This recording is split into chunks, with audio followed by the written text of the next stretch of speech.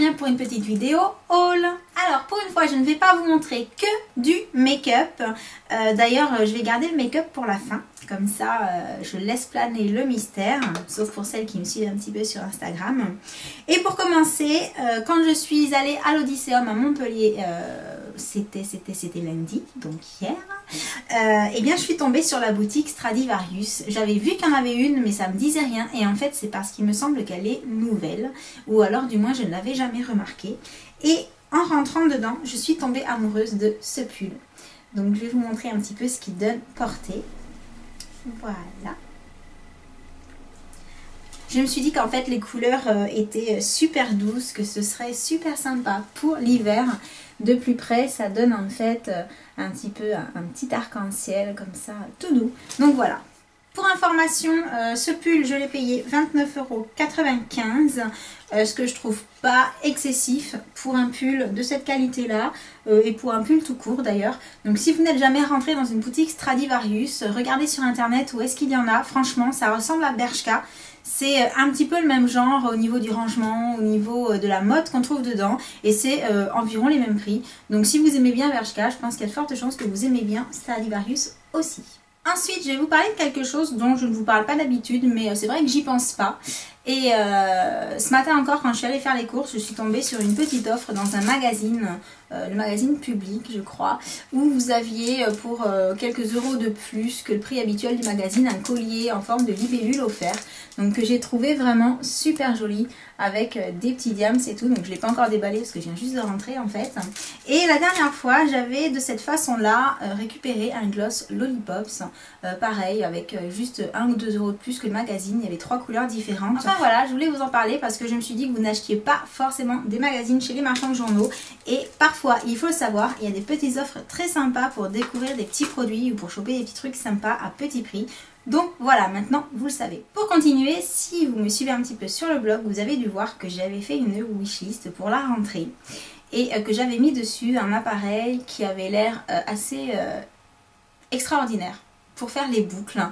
Et en fait, grâce à une de mes abonnées qui l'a trouvé chez Boulanger, Anna, si tu passes par là, merci pour l'info, j'ai pas résisté, il a fallu que j'aille voir. Je vais aller faire un petit tour dans le rayon coiffure.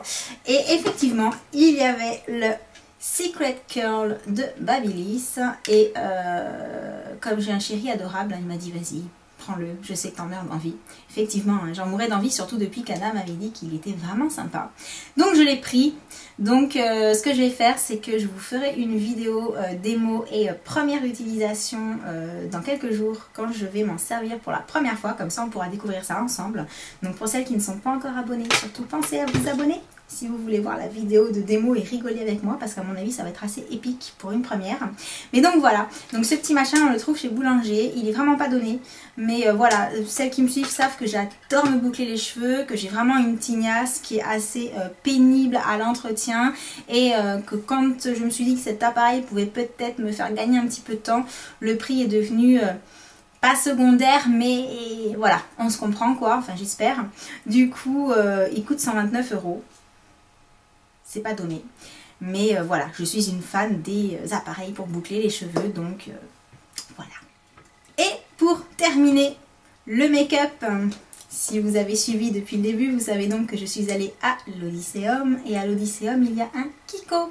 Oui, parce que près de chez moi il n'y en a pas, et forcément j'attendais avec impatience d'aller chez Kiko pour choper la fameuse palette avec les Click Eyes, ou Eyes Click, je sais plus dans quel sens, et je l'ai.